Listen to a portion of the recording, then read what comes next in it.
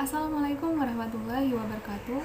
Saya Nurul Zafika dari Fakultas Hukum Universitas Muhammadiyah Surabaya dengan NIM 202111440001. Di sini saya akan menjelaskan tentang kasus yang saya ambil, yaitu humaniter internasional dengan judul kekerasan seksual dalam konflik bersenjata, pelanggaran hukum humaniter oleh Israel terhadap tawanan Palestina. Untuk memenuhi tugas akhir dari mata kuliah hukum internasional. Baik, langsung saja kita bahas. Kekerasan seksual banyak terjadi dalam konflik bersenjata, seperti halnya yang saat ini terjadi dalam perang Israel dan Palestina. Di mana para wanita itu ditahan, yang menjadi tahanan mengalami kekerasan seksual. Hukum humaniter internasional dan hak asasi manusia sendiri telah melarang secara mutlak segala bentuk kekerasan terhadap siapapun. Ada aturan yang mengatur cara berperang dengan mengutamakan alasan kemanusiaan yang tertuang dalam hukum humaniter internasional yang tertuang dalam Konvensi Jenewa 1949. Kekerasan seksual yang terjadi dalam perang sangat jelas melanggar hukum humaniter internasional. Maka penelitian ini bertujuan untuk mengetahui penegakan hukum dalam perspektif hukum humaniter terkait kekerasan seksual. Kamar Pengadilan Mahkamah Pidana Internasional menyatakan bahwa kekerasan seksual adalah tindakan yang bersifat seksual yang dilakukan terhadap seseorang dalam keadaan bersifat memaksa. Istilah tindakan yang bersifat memaksa sangat luas. Ini dimulai dari penetrasi hingga komentar yang memiliki konotasi seksual. Pemaksaan selanjutnya yang harus dipahami secara luas, di mana definisi ini meliputi tidak hanya untuk kekuatan fisik, tetapi juga ancaman, intimidasi, pemerasan, dan tekanan yang lain yang memanfaatkan rasa takut dan putus asa. Kamar Pengadilan lebih lanjut menyatakan bahwa kekerasan seksual tidak terbatas pada serangan fisik atau tubuh manusia yang dapat mencakup tindakan yang tidak melibatkan penetrasi atau bahkan kontak fisik. Definisi ini jelas bahwa kekerasan seksual mencakup dan lebih luas daripada pemerkosaan. Sekarang kita masuk ke pengaturan kekerasan seksual dalam hukum humaniter internasional. Seperti yang sudah kita ketahui bahwa Konvensi Jenewa adalah bagian dari hukum internasional yang dikenal dengan hukum kemanusiaan internasional dalam konflik bersenjata. Konvensi Jenewa memberikan perlindungan bagi masyarakat yang bersengketa jatuh di tangan musuh seperti tawanan perang, personil kesehatan, dan orang-orang sipil. Perlindungan ini bukan terhadap kekerasan perang sendiri, tetapi atas kekuasaan sewenang-wenang yang dilakukan oleh salah satu pihak dalam sengketa bersenjata terhadap pihak lainnya. Yang dimana perlindungan sejenis ini diberikan pertama kali pada tahun 1864 kepada tentara yang terluka di medan perang darat. Sejak tahun 1949, perlindungan ini diperluas hingga semua kategori orang yang disebutkan di dalam 4 Konvensi Jenewa. Apa saja? Yang pertama, Konvensi Jenewa untuk perbaikan keadaan yang luka dan sakit dalam angkatan bersenjata di medan pertempuran darat. Yang kedua adalah Konvensi Jenewa untuk perbaikan keadaan anggota angkatan bersenjata di laut yang luka karena sakit dan korban kekang. Yang ketiga adalah Konvensi Jenewa mengenai perlakuan tawanan perang.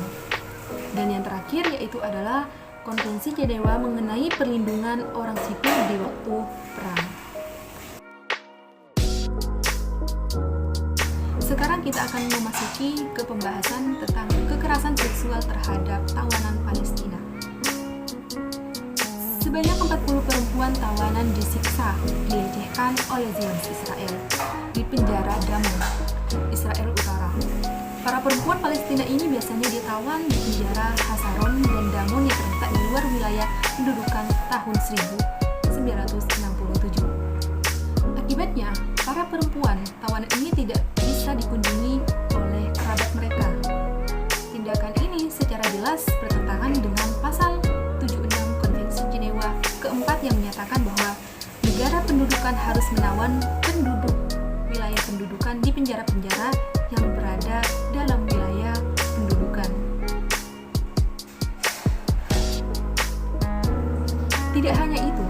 perempuan tawanan yang sedang hamil juga tidak mendapatkan perhatian khusus selama berada di penjara pada periode 2003 sampai 2008. Ada seseorang yang dari Palestina yang menyatakan bahwa bernama Admir mencatat bahwa terdapat 4 kasus perempuan tawanan yang dipaksa melahirkan di penjara mereka. Mereka melahirkan tanpa menerima perawatan sebelum dan setelah melahirkan. Setelah itu mereka dibawa ke rumah sakit. Kalaupun dibawa ke rumah sakit, mereka tetap diawasi dengan pengawasan yang sangat ketat, di mana tangan dan kaki mereka dibelenggu ke kasur dan hanya dilepas ketika mereka selesai memasuki ruang bersalin. Dan beberapa menit setelah persalinan, tangan mereka dan kaki mereka dibelenggu seperti semula. Untuk itu, kasus penawanan terhadap perempuan hamil ini harus menjadi perhatian karena mempengaruhi kesehatan sang ibu sebelum dan setelah melahirkan, juga terhadap pertumbuhan dan perkembangan sang bayi. Bukankah begitu, teman-teman? Tidak hanya itu, selain disiksa secara fisik, para perempuan tawanan juga dihancurkan secara psikologis dengan cara dilecehkan. Mereka kerap menjadi korban perilaku kekerasan Zionis Israel, seperti pemukulan, penghinaan, ancaman, serta pelecehan seksual. Sebuah LSM Israel yang mengumpulkan kesaksian anonim dari pasukan pendudukan Israel di tepi barat dan jalur Gaza mengungkapkan bahwa kekerasan yang dilakukan perempuan tentara melakukan kekerasan terhadap para tawanan dengan tujuan untuk mendapatkan pengakuan atau pujian dari rekan lelaki dan atasan mereka. Jadi, itu adalah alasan para tentara perempuan kenapa mereka menyiksa para tawanan Palestina, karena mereka ingin mendapatkan pujian dari rekan lelaki mereka dan atasan mereka. Lantas, bagaimana implementasi hukum humaniter internasional terhadap kekerasan seksual tawanan Palestina? Di setiap pelanggaran hukum tentunya akan ada sanksi yang diberlakukan terhadap setiap kepada siapapun yang melanggar.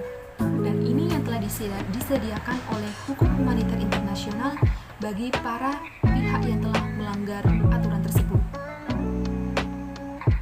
Di mana aturan atau ketentuan yang telah ditetapkan dalam Konvensi Jenewa 1949.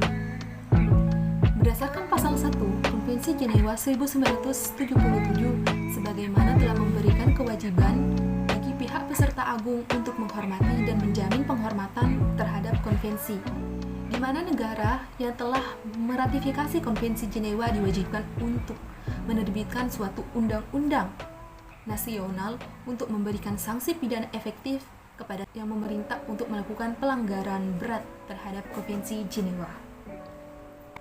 Adapun pasal berikutnya yaitu pasal 50 yang menjelaskan tentang pelanggaran berat atas konvensi, yaitu pelanggaran-pelanggaran berat yang dimaksudkan oleh pasal yang terdahulu ialah pelanggaran-pelanggaran apabila dilakukan terhadap orang-orang atau milik yang dilindungi oleh konvensi, seperti pembunuhan yang disengaja, penganiayaan, atau perlakuan tak berperi kemanusiaan, termasuk percobaan biologis yang menyebabkan dengan sengaja penderita besar atau luka berat atas badan atau kesehatan, serta penghancuran yang luas dan tindakan perampasan atas harta benda yang tidak dibenarkan oleh kepentingan dan yang dilaksanakan dengan melawan serta dengan semena-mena. Sudah jelas dalam protokol tambahan 2 mengenai konflik bersenjata internasional dalam pasal 4 menjelaskan bahwa terdapat larangan atas tindakan kekerasan seksual terhadap perempuan. Untuk itu, tapi mengapa kekerasan yang dilakukan oleh tentara Israel terhadap tawanan Palestina atau wanita Palestina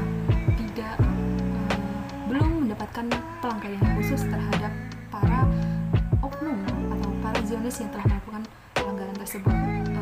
Penerapan sanksi disiplin terhadap negara Israel belum dilaksanakan terhadap para para tentara yang melakukan kekerasan seksual terhadap tawanan Palestina. Jadi kesimpulannya adalah kekerasan seksual yang dilakukan oleh tentara Israel terhadap tawanan Palestina sudah jelas telah melanggar hukum humaniter internasional. Ketentuan perlindungan hukum humaniter internasional mengenai korban kekerasan seksual terhadap wanita dalam perang terdapat dalam Konvensi Jenewa 1949 tentang perlindungan terhadap korban perang tahun 1977 tentang konflik bersenjata internasional. Untuk itu, penulis beranggapan bahwa negara yang telah melanggar ketentuan hukum humaniter internasional seharusnya harus segera mendapatkan sanksi, di mana sanksinya berat, di mana dengan sesuai yang sudah tertuang dalam pasal 111 Konvensi Jenewa 1949.